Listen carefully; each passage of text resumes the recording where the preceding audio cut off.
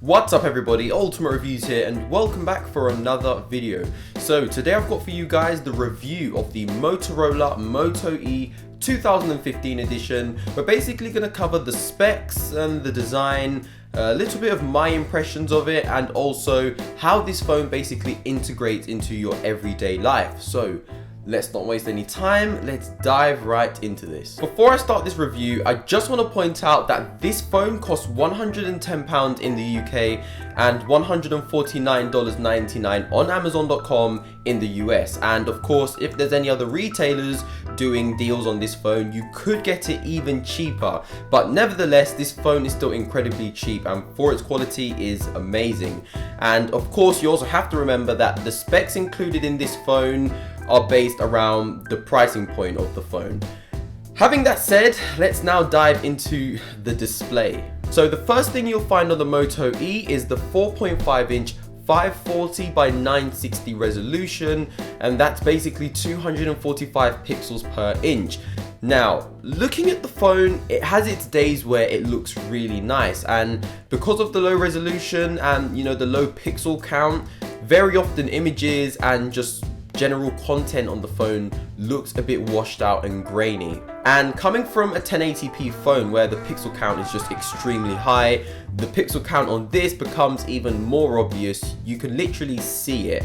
It's not to the point where the content doesn't look good anymore or I can't use the phone. It just kind of bugs me, and I wish they included at least a 720p display.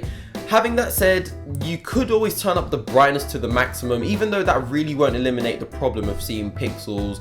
However, it does make icons and just the screen in general look more vivid, and it just looks more attractive to the eye. So let's take a look at the design of the Moto E.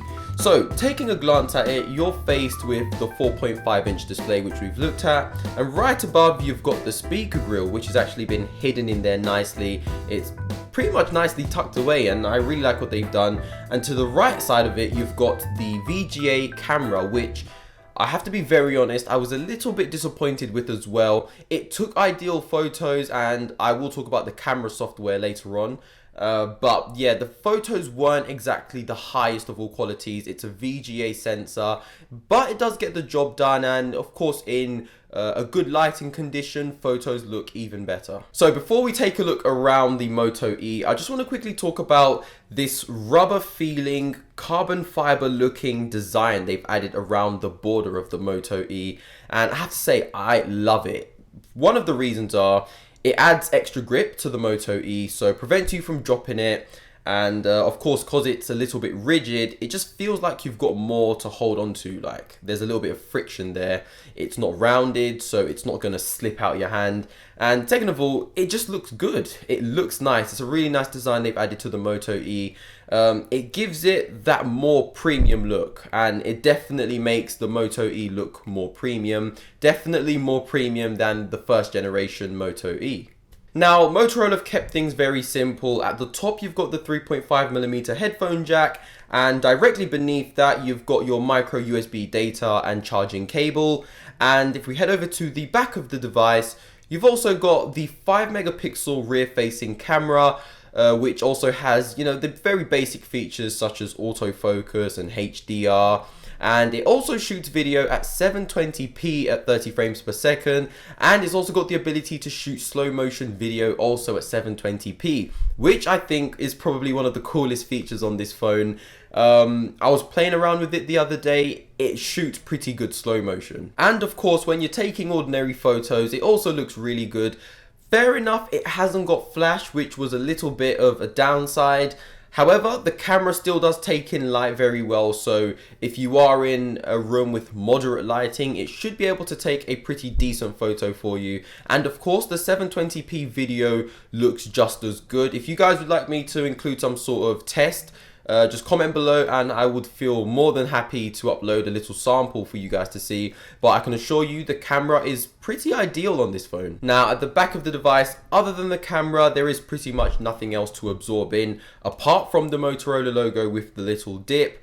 And if we head over to the right side of the device, you'll find the volume up and down rocker and above that you've also got the power button. But it doesn't just end there. They've also included a little design on the power button. It kind of blends in with that rubber feeling, carbon fiber looking design they've included around the border of the phone on the power button as well. So I think that just adds to that little customer satisfaction you get when you purchase a phone. It really shows how much precision Motorola have put into their second generation Moto E.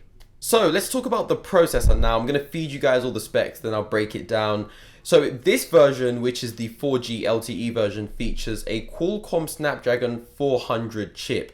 However, if you get the 3G version, that comes shipped with a Qualcomm Snapdragon 200 chip. Now, it's a quad-core processor clocked at 1.2 GHz and a Cortex A53 chip, and also running on 1 GB of RAM. So, to summarize that all up, equals to good performance. But seriously, I really did try to push this phone to its limits. It's not obviously the king of multitasking, it's running on 1 GB of RAM, and it hasn't got Qualcomm's latest processor. However, for the price, this is incredible. I had Snapchat open, I had Temple Run open, I had the Google Play Store, YouTube, Google. I was basically running loads of apps, and this phone still didn't lag. Maybe it's because of Android 4.0. 5.0, Android Lollipop.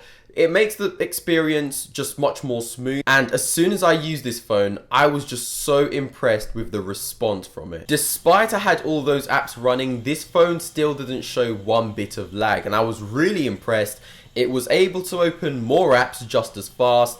There was no lag when browsing through menus, typing text, just doing various things on the phone. And I was really impressed with that. Most of the high-end flagships still show little bits of lag here and there, but I really didn't experience any on this, and that came as a huge shock to me. So definitely a huge thumbs up to Motorola for that. You have to remember that it's still not the latest processor, so when you do download much more intense graphic demanding games, for example Real Racing 3, I know for a fact that game has so many variables running. You've got lighting, sound, everything is just combined into one, and it's like literally designed for high-end devices.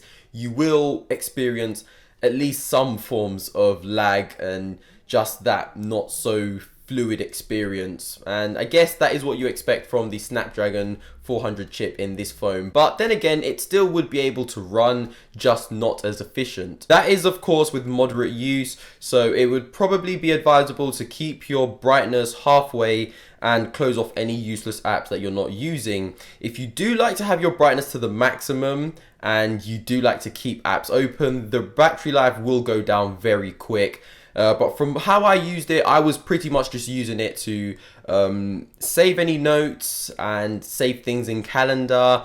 I was occasionally watching YouTube videos and, just making phone calls and texts, and it took me through the whole day. I was really impressed with that. But overall, I'm really, really impressed with what Motorola have done.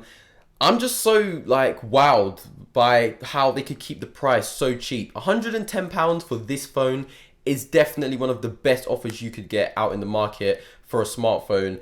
A few features I missed out was that this phone is actually water resistant inside and out, not waterproof. So this means you can, leave it out in the rain. It's not really gonna explode or anything. It's waterproof, so it's just gonna fly straight off. And also forgot to mention, the speaker on this phone is incredible. It's definitely one of the best speakers. I'm not sure, it might just be me, but if you've got this phone, definitely drop a comment down below telling me how it sounds for you. The speakers are so loud. I was listening to a song on it and I cranked it up obviously, and it just went higher and higher and higher, and normally the sound just starts to sound really crap, but it was just getting louder and clearer and louder and clearer, and I was just like, whoa. Big sound from a small phone. I was really impressed with that. And other than the phone, in the box you get the data charging cable and literally 2 little pieces of documents, and that's it. Maybe that's how they keep prices so cheap. They just get rid of all the unnecessary stuff from the phone, from the box, and just include the raw materials that you need. Whew. But yeah, this has been it, guys. This has been hopefully it's in-depth enough for you guys. If you want anything more to be spoken about or shown, I will feel more than free to upload a little bit more for you guys. Just drop that comment down below. Yeah, this has been the review, the in-depth review of the Motorola Moto E 2015 edition. I hope you've all enjoyed the video. If you have, feel free to hit the thumbs up button and also subscribe if you'd like to be kept up to date. Other than that, I will see you all in the next video. Have a great day. Peace.